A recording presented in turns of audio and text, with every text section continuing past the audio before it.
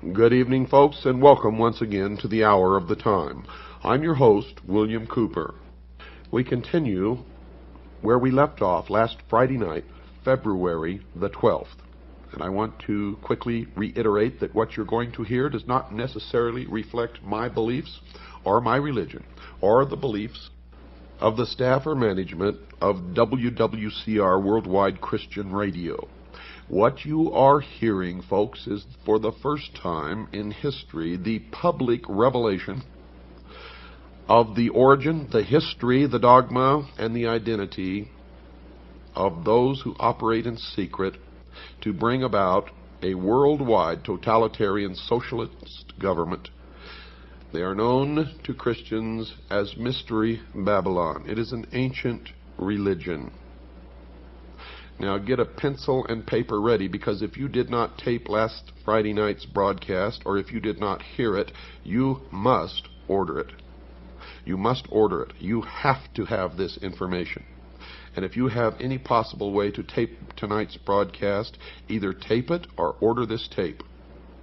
You can order studio quality tapes from us, and I will give you that information later in this broadcast. Make sure, as always, that you have pencil and paper or pen and paper by your side at all times. You will want to write down important portions of this broadcast, and you certainly will want to get our address and phone number and the price of the tapes. Those of you who are smart enough to know what is transpiring here know that these are historic broadcasts, and by making these broadcasts, I have sealed my fate. The sun enters each heavenly sign or house of the zodiac in what is called the 30th degree, and leaves at the 33rd degree. Thus God's Son is said by the ancients to begin his ministry at 30 and dies at 33. A Freemason is not told the truth of the object of his worship until he attains the 30th degree. And this is why the highest degree in Freemasonry is the 33rd degree, for no one can rise higher than the sun. When viewing the shimmering rays of sunlight on a body of water at dawn or sunset, one can still see today how God's Son walks on water.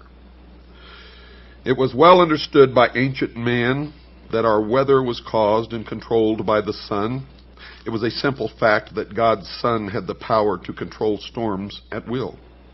The ancient Egyptians taught that he did this as he rested in his heavenly boat while crossing the sky.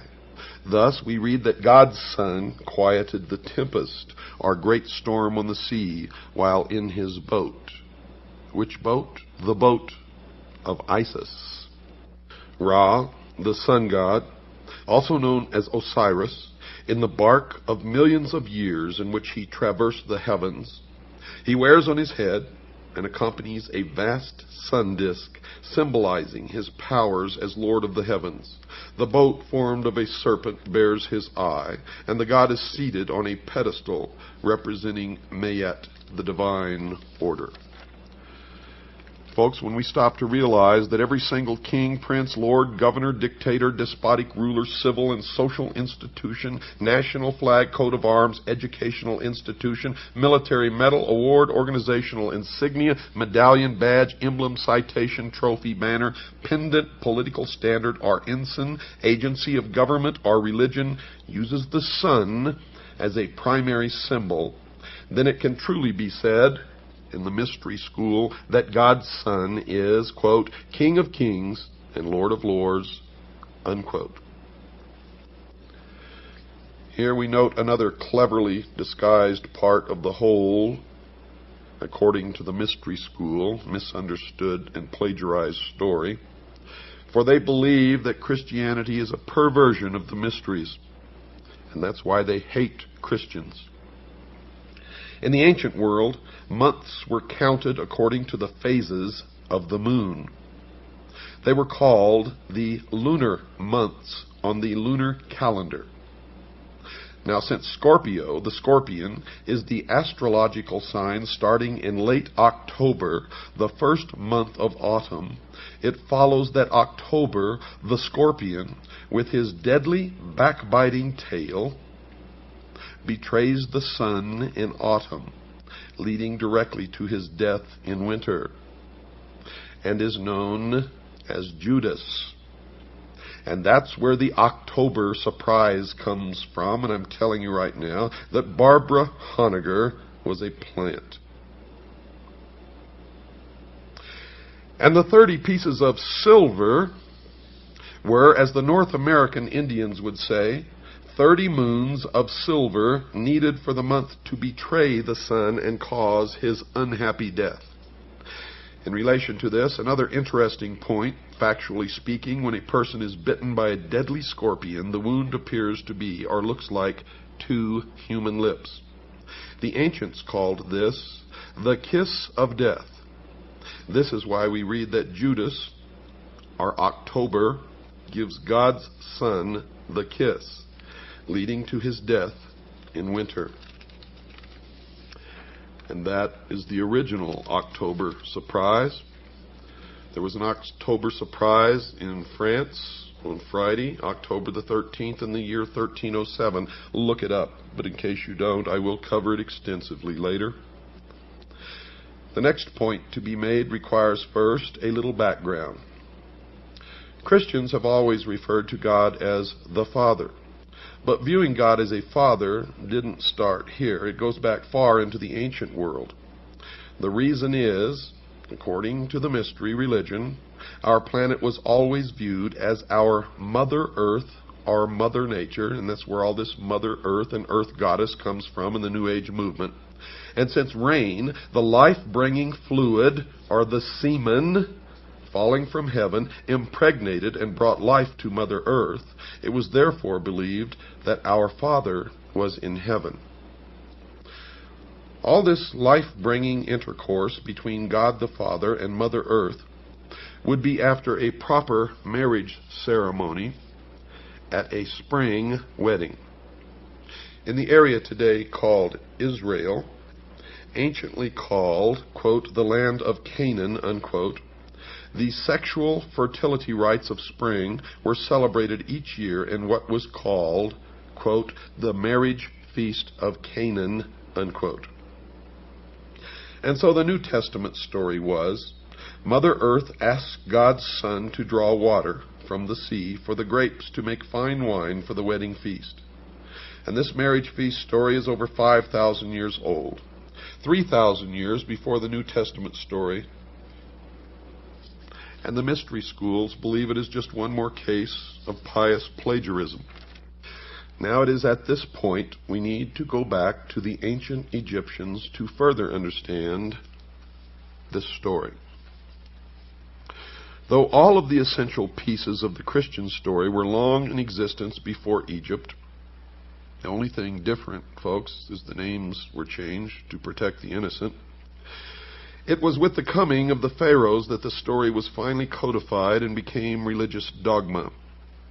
Though the story varied in some details from place to place in Egypt, the essence was always the same. God's Son, spelled S-U-N, our risen Savior, was the light of the world, who gave his life for us.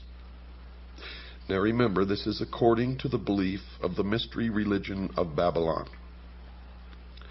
From the Egyptian records, we learned that the newborn son, Horus, was given the title the Logos, which means the Word.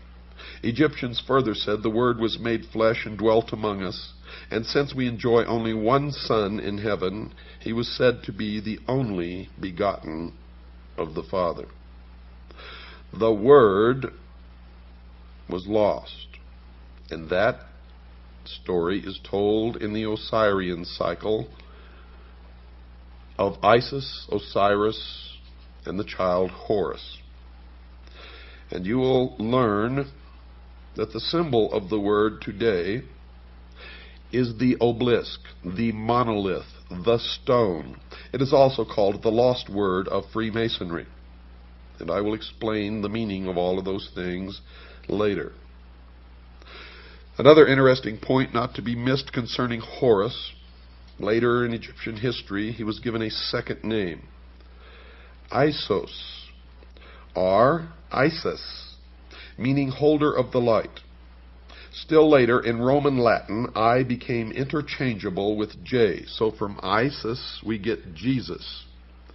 All of this can be read by anyone in a public library, if you so desire. In ancient Egypt, it was said that if you wanted to follow the life of God's Son and thereby live in the light of God's Word, or Logos, one would first have to leave his old ways of life to follow the sun, face to the east. But before beginning this new life in the Word, one must die to the old way of life and be born again. George Bush, when asked at a press conference by a reporter if he was a Christian, Mr. Bush said this, quote, "If you're asking if I have been born again, the answer is yes," unquote.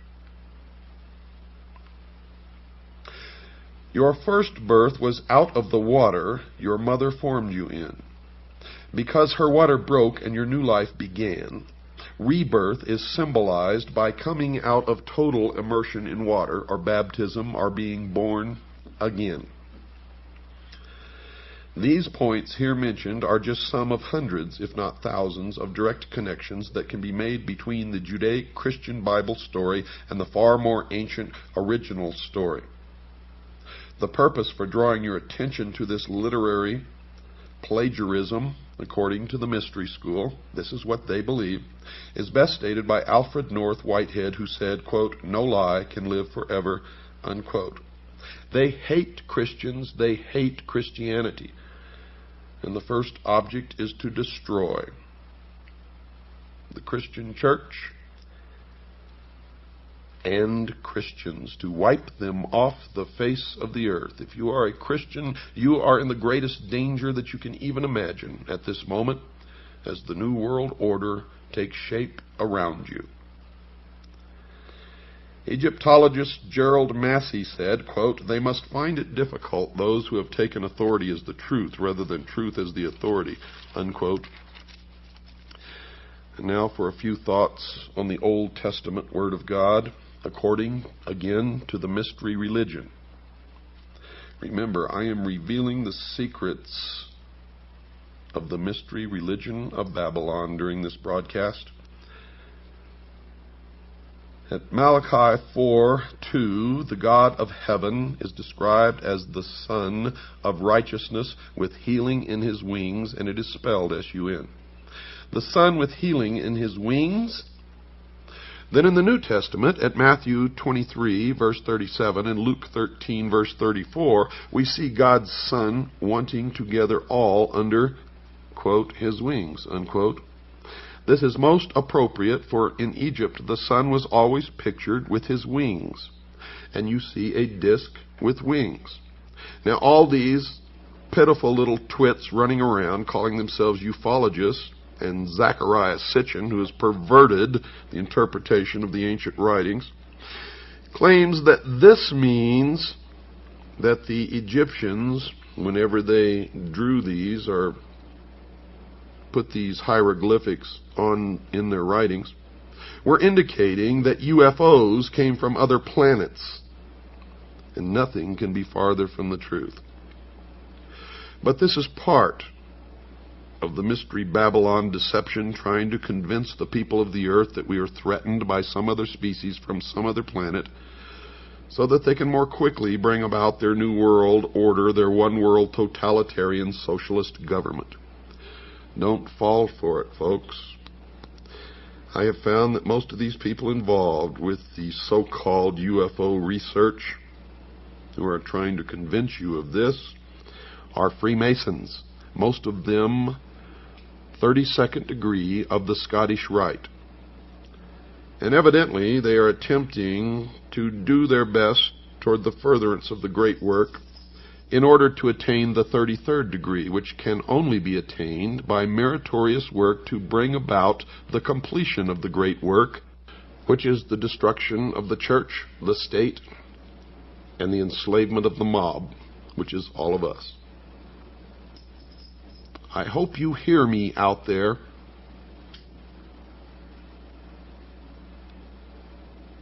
In the most ancient Egyptian understanding of things, mankind was called the sheep of God.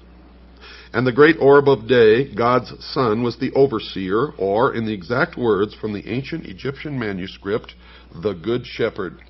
And we are his flock. All ancient kings thought of their people as sheep to be pastured, with themselves as the shepherd. Sheep are ideal followers, you see, for they do not think for themselves, but will blindly follow anyone without question, and that's why I call most people sheeple. It's truly admirable behavior for animals, but it is very, very unwise for humans. Sheep were born to be fleeced and have the wool pulled over their eyes, and are eventually always led to the slaughter. Lastly, they end up as a tasty meal eaten by their masters, and their skin, or their hide, or their wool is worn as an apron around a Freemason's waist. How about that? Keep all of the foregoing in mind, folks. We read again from the Old Testament book of Psalms. At Psalms chapter 23, verse 4, we read that old, dog-eared, tired, exhausted, and equally misunderstood chestnut, according to the mystery schools, used by every man of the cloth to put the sheep to sleep. We quote it here. Quote, "Yea, though I walk through the valley of the shadow of death, I will fear no evil, for thou art with me. Thy rod and thy staff, they comfort me." Unquote. Thy rod and thy staff? Here in the book of Psalms, the Old Testament God is pictured with his rod and staff. The rod here mentioned is the king's rod of discipline, and the staff is the shepherd's staff or crook. Now, for the correct understanding of this old verse, any good library book on the Egyptian religion will tell you that the ancient pharaohs were said to be ruling for God's Son, spelled S-U-N, on earth. He was called King of the Kingdom and the Great Shepherd of his sheep. In the hands of the Pharaoh god, whose arms formed the sign of the cross on his chest, were placed the royal symbols of heavenly power: the rod, which was a flail, and the staff. The rod was used to beat those who were disobedient, and the staff with the crook was used to herd the sheep. Incidentally, Jesus is pictured not only with his shepherd's staff, but at Revelations 12, verse 5, and Revelation 19, verse 15, is also said to rule with a rod of iron. And I have pictures here of all of this. You can't see it, but you can go to the library and find this stuff. Our research has been thorough, and we have managed to place members of CAGI within the Masonic lodges, and we have verified everything that we are telling you here now. We have infiltrated the lodge. In Jeremiah chapter 18, verse 2 through 6, in Isaiah chapter 64, verse 8, we see the God of the Old Testament portrayed in a different way. Here, he is said to be the great potter who fashions man on a potter's wheel. Almighty God, the great potter. In Jeremiah chapter 18, let me read to you what it says. "The word which came to Jeremiah from the Lord, saying, Arise, and go down to the potter's house, and there I will cause thee to hear my words. Then I went down to the potter's house, and behold, he wrought a work on the wheels. And the vessel that he made of clay was marred in the hand of the potter. So he made it again, another vessel, as seemed good to the potter to make it. Then the word of the Lord came to me, saying, O house of Israel, cannot I do with you as this potter? Saith the Lord. Behold, as the clay is in the potter's hand, so are ye in mine hand, O house of Israel." In Isaiah chapter 64, But now, O Lord, thou art our Father. We are the clay, and thou our potter, and we are all the work of thy hand. The potter story was Egyptian, 1,000 years before it was written by the writers of the Bible. And I have a picture here taken from Egyptian hieroglyphics, and you can find this in a book called The African Belief in God. It shows the hieroglyphics taken right off of the Egyptian temples, and it shows the god Nemu fashioning the body of one of the Ptolemies on his potter's wheel. And here's another picture, the god Nemu fashioning a man upon a potter's table, and behind him stands Thoth, marking his span of life on a staff.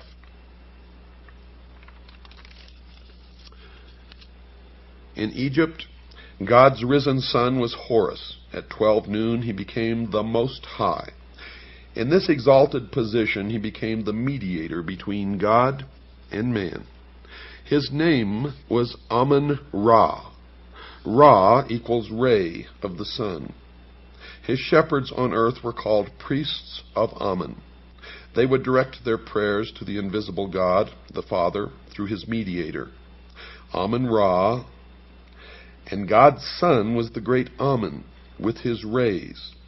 In the New Testament, he, the Son, is still called, at 2 Corinthians chapter 1, verse 20, and Revelations chapter 1, verse 7, and Revelations chapter 3, verse 14, the Amen.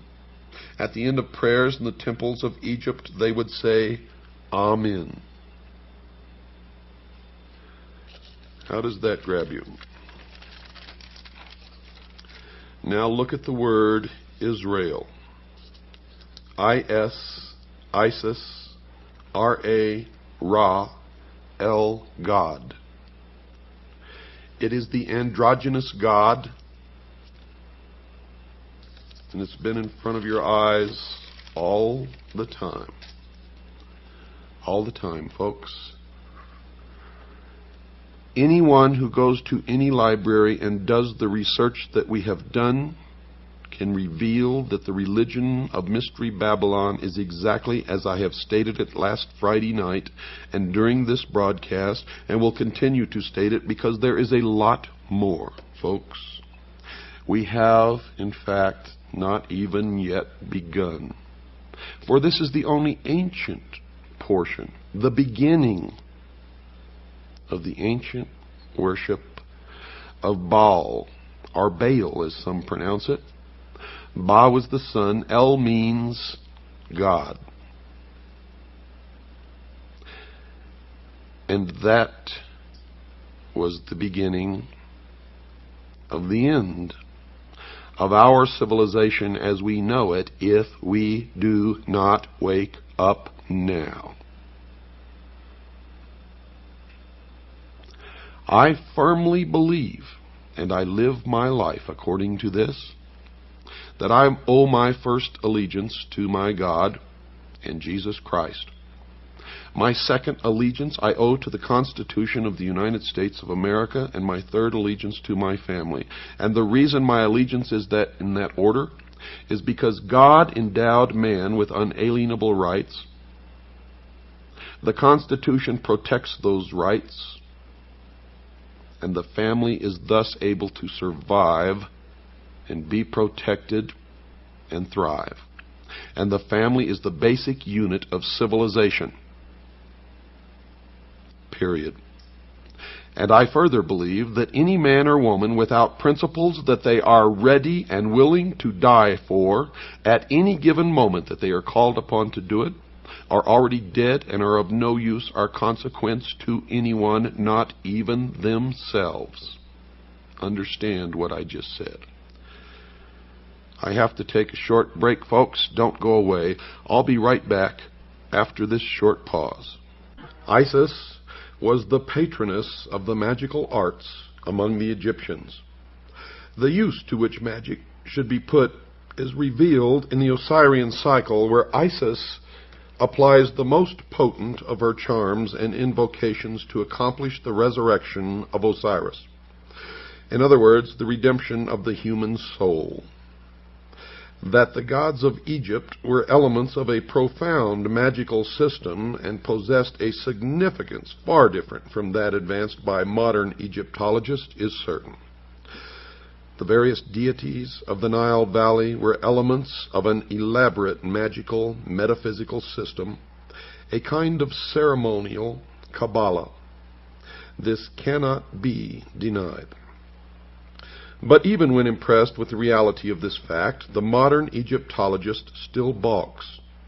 Supposing, he asks, that the Egyptians did possess an elaborate metaphysical doctrine, of what value is its rediscovery in an age when the natural has been demonstrated to be mediocre and the supernatural non-existent?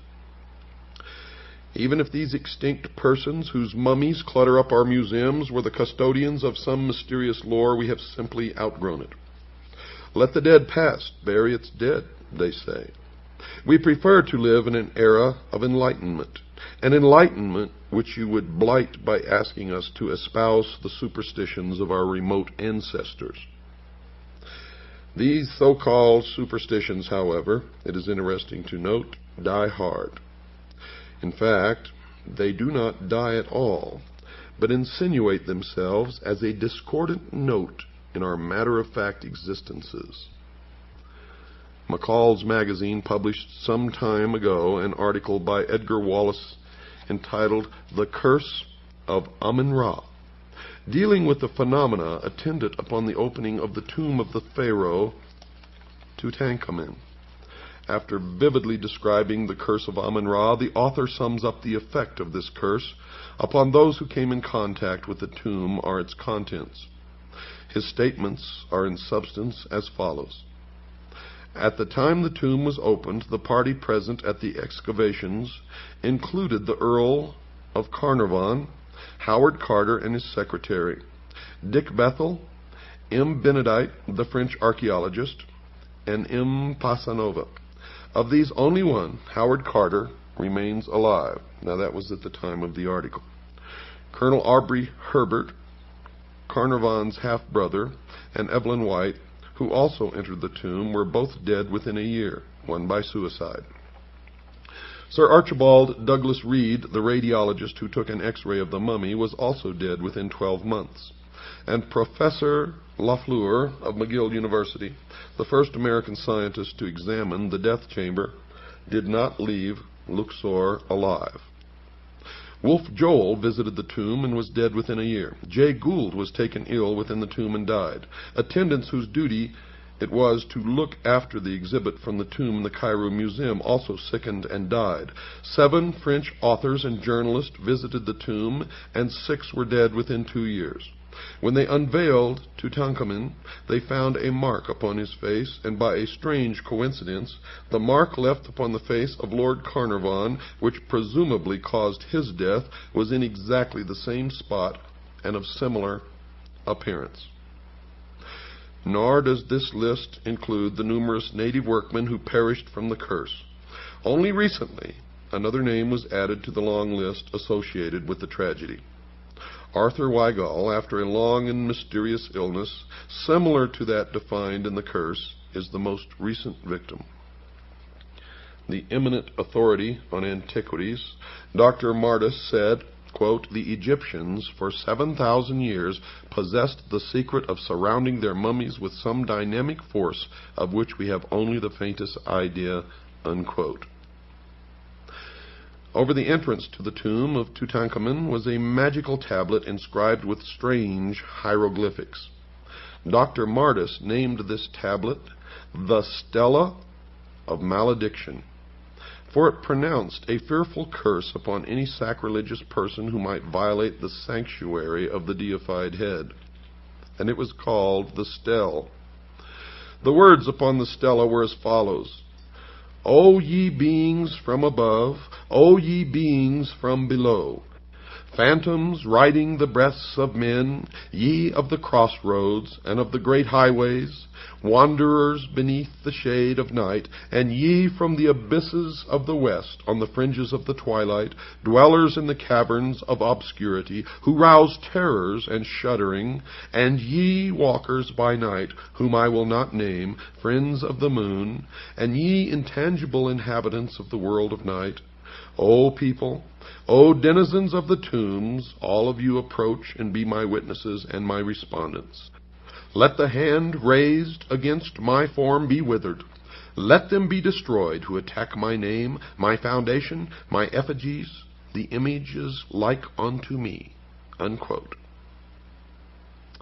Can modern Egyptologists and scientists in all branches and departments view lightly the culture of the Egyptians if their researches into the forces of nature gave them such strange power and enabled them to master natural laws of which modern learning has no knowledge or conception?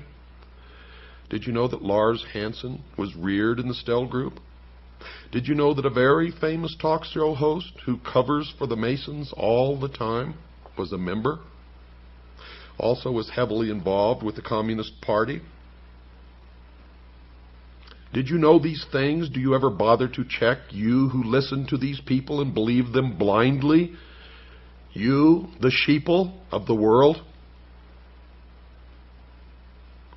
Circumstances so extraordinary as the curse of King Tutankhamun simply overtax the theory of mere coincidence, folks. Nor is this an isolated case, as those will remember who read the accounts of the Cleopatra mummy curse many years ago. It will also be noted that in this age of moral certitudes, the story of the Tutankhamun curse had no sooner been broadcast than several of our large museums were deluged by gifts of Egyptian antiquities from private individuals who no longer desired to own them. And these persons, most of them well educated, as modern education goes, were not superstitious. They were just careful. The following article appeared in an English newspaper in 1923. Quote, "The death of Lord Carnarvon has been followed by a panic among collectors of Egyptian antiquities. All over the country, people are sending their treasures to the British Museum, anxious to get rid of them because of the superstition that Lord Carnarvon was killed by the Ka, or double of the soul of Tutankhamun.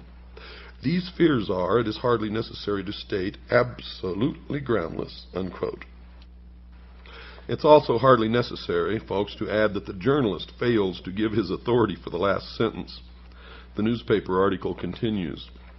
Quote, "An avalanche of parcels containing mummies, shriveled hands and feet, porcelain and wooden statuettes, and other relics from the ancient tombs descended this week on the British Museum.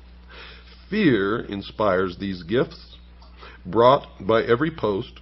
The belief that a dead king's curse is potent for evil after thousands of years won thousands of adherents on the day when Lord Carnarvon became ill. Few of the parcels received at the museum bear the sender's name. The owners, in their eagerness to wash their hands of the accursed things, have tried to keep their identity secret. The British Museum is a godsend to the superstitious. It offers a means of shifting the liability to expert shoulders. The museum authorities are used to such liabilities, having harbored the coffin lid of the powerful priestess of Amun-Ra for years. But they are not at all grateful for the present flood of gifts. The museum weathered a similar storm some years ago, when the story of the curse of the priestess of Amun-Ra became public. Sufficient scare gifts were received to fill a large showcase. A long chain of fatalities has been attributed to the curse of the priestess. Men who have made fun of the superstitious have died within the year. Another story is that a photographer took pictures of the priestess and placed the plates in his safe.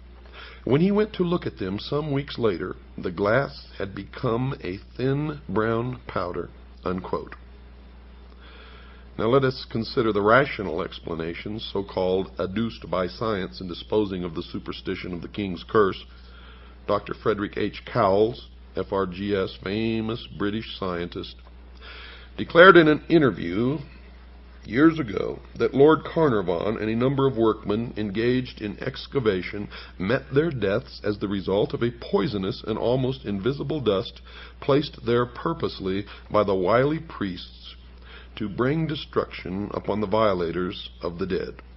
Quote, "This poisonous dust," unquote, says Dr. Coles, quote, "analysis of which has baffled scientists, was scattered about the tomb. Lord Carnarvon was not the only one to note its fatal property, as a number of workmen engaged in the excavation were likewise stricken. Most of these died a lingering death, but others, greatly impaired in health, have recovered," unquote. There is nothing in the learned doctor's explanation, however, to account for the fact that Howard Carter did not chance to breathe any of the noxious vapors, although he was more steadily engaged in the work of excavation than even Lord Carnarvon. It's also questioned how much science actually knows about this mysterious dust which defies analysis, for if it cannot be analyzed, how can it be either identified with certainty or even proved poisonous? The term poisonous dust is evidently the charitable term that covers a multitude of scientific shortcomings. Several years later, there was another revelation that they were stricken with some virus that inhabits ancient tombs. And who knows what the real story is? Though sorcery has been accorded no official recognition by modern science, there is nevertheless a certain quasi-official acceptance of the reality of occult phenomena throughout the civilized world. In a newspaper interview, Sir Arthur Conan Doyle illustrates the widespread recognition of the idea that the Egyptians knew how to surround their dead with mysterious guardian agencies which throughout the centuries visited their vengeance upon grave robbers, scientific or otherwise. In discussing with the correspondent of the Daily Express the death of a certain Mr. Fletcher, who had felt the wrath of Egypt's dead, Conan Doyle declared that the tragedy was caused by Egyptian elementals guarding a female mummy because another student of Egyptology, a Mr. Robinson, had begun an investigation of the stories of the mummy's malevolence. Quote, "I warned Mr. Robinson," he says, "against concerning himself with the mummy at the British Museum. He persisted, and his death followed," unquote. You may wonder where all this is going. But it becomes clear when you understand that the Egyptians inherited the religion of Babylon. So are we to presume that this single phase of ceremonial magic constituted the entire repertoire of the Egyptian thaumaturgists? You see, if they could manifest such surprising power, is it not probable that they possessed a knowledge of other natural hidden forces, forces as yet unknown to the modern public world, which is possibly of inestimable value, which may still be contained within what is called the secrets of the ages, which is guarded by the modern mystery school, which is still the ancient mystery school brought forward through the ages? We are assured in the authorized version, and note I say authorized version of Holy Writ, that the magicians of Egypt changed their staves or rods into serpents in the presence of Pharaoh.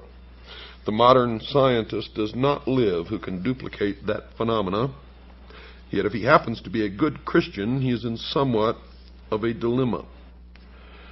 We can pass over all the desperate efforts to disprove the magical powers of the Egyptians as arising not from a mature knowledge, but from a desperate prejudice.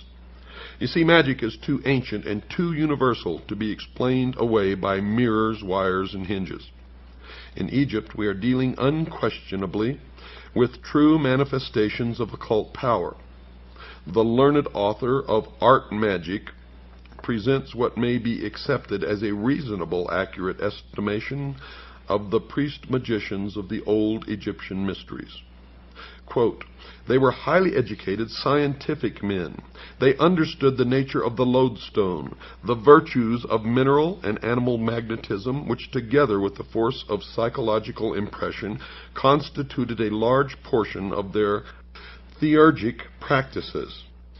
They perfectly understood the art of reading the innermost secrets of the soul, of impressing the susceptible imagination by enchantment and fascination, of sending their own spirits forth from the body, which many modern metaphysical teachers claim that they can do, as clairvoyants under the action of powerful will. In fact, they were masters of the art now known as mesmerism, clairvoyance, electrobiology, etc. They also realized the virtues of magnets, gums, herbs, drugs, and fumigations, and employed music to admirable effect. And no one since has been able to perfect or even come close to their art of embalming the dead." The highly gifted Egyptologist Lenormant acknowledges Egyptian magic as an essential part of their religious philosophy.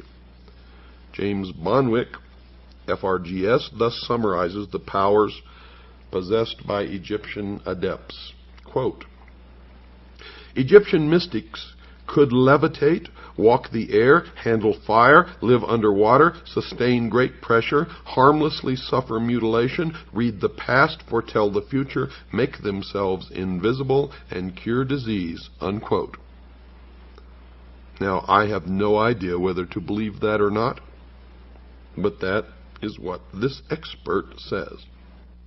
Now, if you doubt the power of magic wielded by the priests of Mystery Babylon, listen to this. For we can compare James Bonwick's account with some other news from Tibet, another land long famous for magic. Dr. Alexander Cannon, a distinguished scientist, a doctor of medicine, a celebrated psychiatrist, a master of arts, and a fellow of the Royal Geographic Society, brought back a strange record from the land of the Lamas. He claimed he saw a tree withered by a pointed finger, a dead man raised to life, the Grand Lama surrounded by a blue aura 3 inches thick, and a human being lifted into the air by pure mental effort. The London County Council called upon Dr. Cannon to resign his post as the head of a noted institution for his remarks, but later, strangely enough, after further inquiry, withdrew the demand. It would seem, folks, that the age of miracles, or at least magic, is not dead. You know, Plato, and I wrote this in my book, was an initiate of Mystery Babylon, and was actually initiated in the Great Pyramid in Egypt, where he lay in the sarcophagus for 3 days and 3 nights. He entered as a mortal man, and according to his writings, emerged as a god, given or imparted knowledge which he was to guard and keep. Remember, they called themselves the guardians of the secrets of the ages. From the writings of Proclus and Iamblichus, we can gain a considerable insight into the principles of Egyptian magic. To the old philosophers, even Pythagoras and Plato, magic was no mystery. According to Proclus, the initiated priests so fully understood the mutual sympathy between the visible and invisible worlds that they were able to change the course of action and focus divine virtues upon inferior natures. And according to Plato, the highest form of magic consisted in the divine worship of the gods, plural. And according to Iamblichus, the priests, through sacerdotal theurgy, were able to ascend from a material state of unconsciousness to a realization of the universal essence, thus coming to an understanding of universal purpose, by which the performance of high feats of magic became possible. Thousands of years later, Aleister Crowley claimed the same thing. Now this is significant. It's proper at this point to establish a clear line of demarcation between magic and sorcery. You see, the term magic was not associated with occult jugglery by the Egyptians, but arose from a profound understanding of natural law. Magic, said General Albert Pike, and you will be hearing an awful lot of General Albert Pike during this series of shows. Magic, says General Albert Pike, is the exact and absolute science of nature and its laws. Unquote. From the knowledge of this absolute science arises occult science. Occult merely means hidden, folks. From experience in occult science, in turn, arises the theurgic art. For as surely as man has adapted his physical universe to his purposes, so surely the adept of the mystery school adapts the metaphysical universe to his purposes. To acknowledge that the Egyptians possessed the power of adapting mystical forces to physical ends is to bestow upon them proficiency in the most perfect and difficult of the arts, according to the mystery religion of Babylon. Yet to deny this ability on the part of the Egyptian priests is to deny the evident, and we must resign ourselves to the undeniable fact that they possessed a form of learning which has not been conferred upon this present race, at least publicly. Men like Aleister Crowley have proven that it has been passed down through the ages and is kept and practiced secretly by those who call themselves the guardians of the secrets of the ages. Now, folks, we are in desperate need of money to help pay for airtime. If you like this show, if you want it to stay on the air, then please reach down in your pockets, contribute the most that you can possibly afford. Make your checks out to WWCR, not to me. This is going straight to the radio station to pay for airtime. Not one single penny of it goes in my pocket, or anybody else's for that matter. It goes to the radio station. Make them out to WWCR. If you would like a list of tapes or available materials, or would like an information packet, or learn how to join CAGI, the Citizens Agency for Joint Intelligence, then send your checks, your donations made out to WWCR, and your request for information to P.O. Box 889, Camp Verde, Arizona, 86322. That's P.O. Box 889, Camp Verde, Arizona, 86322. Or you can just call Stan and ask him to send you a packet of information. He'll also tell you the price of tapes, whether you're a CAGI member or not. The price is different depending upon that. Call Stan at 602-567-6109. That's 602-567-6109.